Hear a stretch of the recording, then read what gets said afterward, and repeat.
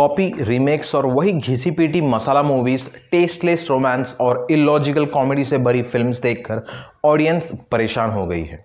कोई भी content viewers को इंप्रेस नहीं कर पा रहा है, ना पुराने सुपरस्टार्स और ना ही नए स्टार किड्स।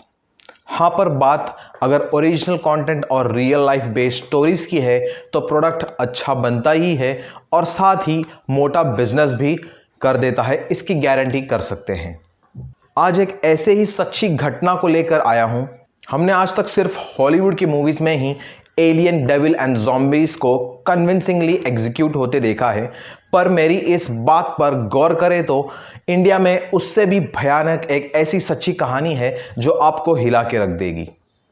550 साल पहले एक शिक्षित साधु ने प्रॉमिस किया था कि वो हमेशा स्पीति वैली के पहाड़ी गांव जीव की रक्षा करेंगे और उनका खून, बाल और नाखून इस बात के गवाह हैं। हाई ऑल्टीट्यूड पहाड़ी विलेज जीव किसी इंट्रोडक्शन का मोहताज नहीं, सारी दुनिया में मशहूर एक एंशिएंट मिस्ट्री जो अब तक कोई सॉल्व नहीं कर पाया। लोकली इसे लामा काम्बो के नाम से जाने जाते हैं। इंडिया में द मम्मी क्योंकि जीव गांव जीव मम्मी के स्टोरी के नाम से ही फेमस है। तिब्बत के ईस्ट और लद्दाख के नॉर्थ में जीव सराउंडेड है स्नो से भरे ट्रांस हिमालयन स्पीति रीजन से और जाना जाता है स्पीति वैली मम्मी की कहानी से। गांव में करीब 250 लोग हैं। कुछ सालों पहले रोड तक का कोई एक्सेस नहीं था। 14th सेंचुरी में एक एक्स्ट्राऑर्डिनरी बच्चे ने जन्म लिया जिसका नाम जीव था। उसका नाम सांगा टेंजिन रखा गया था। उसने लोकल भोती लैंग्वेज को कमाल का सीख लिया और आगे जाकर हर एक यानी एवरी फील्ड का ज्ञान प्राप्त किया। फिर बुद्धिज्म के रास्ते पर निकल पड़े। दुनिया की सारी मोह माया को छोड़ लामा यानी मॉन्क एक साधु बन गए। उन्होंने सालों गुफा में तपस्या भी की। उस समय जीव बहुत खुशनुमा जगह थी, पर आसपास के पहाड़ों में शैतानों का घर था जो लोगों को परेशान करते थे। पूरा गांव श्रापित था। शैतानों से छुटकारा पाना मुश्किल था, सो गांव के बुजुर्गों ने इस मुद्दे को लाना सांगा तेंजिन के पास ले जाना सही समझा। लाना मदद करने एग्री हो गए और गांव को सही वक्त का इंतजार करने की सलाह दी। आने वाले कुछ साल उन्होंने खुद को पवित्र जप और तांत्रिक विद्या पाने में व्यस्त किया। भले ही इंसान जन्म और मृत्यु की झंझाल में फंसा हुआ है, पर लामा इन सब से मुक्त थे। उन्होंने किसी भी शैतानी शक्ति पर काबू पाने का मंत्र सीख लिया था। फाइनली वो दिन आया जिसका जीव गांव को सालों से इंतजार था।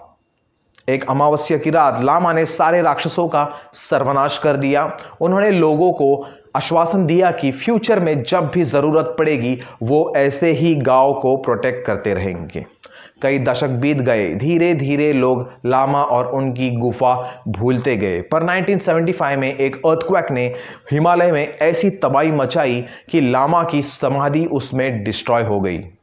टिबेटन बॉर्डर वहां से ज्यादा दूर नहीं था। उसी एरिया में स्टेशन इंडियन सोल्जर्स ने जीव गांव के आसपास रोड कंस्ट्रक्शन शुरू किया। कंस्ट्रक्शन के दौरान समाधि का टूटा हुआ हिस्सा उन्हें मिला। जैसे ही मलबा हटाया गया, एक वर्कर का इक्विपमेंट का एक टुकड़ा खोपड़ी से टकराया जिससे खून बहने लगा। पहले लोगों को लगा गाय के बछड़े का सर है, पर जैसे वर्कर्स और सोल्जर्स ने खोपड़ी बाहर निकाली, सब दंग रह गए। ये जीव मम्मी थी जो धरती में दबी थी। ये बात जब इंडियन गवर्नमेंट को पता चली, एक इन्वेस्टिगेशन टीम को जीव भेजा गया और कंफर्म हुआ कि ये 14th सेंचुरी की जीव मम्मी ही है। ये 550 साल पुरानी है। सबसे शॉकिंग बात यह है कि जीव मम्मी के बाल और नाखून अब भी बढ़ रहे थे। जीव के लोगों ने उनके लोकल रिनपोचे यानी बुद्धिस्ट स्पिरिचुअल लीडर को कंसल्ट किया, जहां पता चला कि ये और कोई नहीं बल्कि उनके प्यारे रक्षक लामा सांगा टेंजिन की मम्मी है। जैसी ये खबर फैली, जीव रातों रात फेमस हो गया। जीव के रहवासी ने इंडियन और टिबेटन बॉर्डर पुलिस से मम्मी के कस्टडी की रिक्वेस्ट की, जिसके चलते वो लामा के हॉनर में एक मंदिर बना सके। ये रिक्वेस्ट ग्रांट हुई और आज भी विजिटर्स दुनिया भर के टूरिस्ट जीव मम्मी को देखने और इस उलझी हुई गुत्थी के बारे में जानने के लिए जीव गांव आते हैं।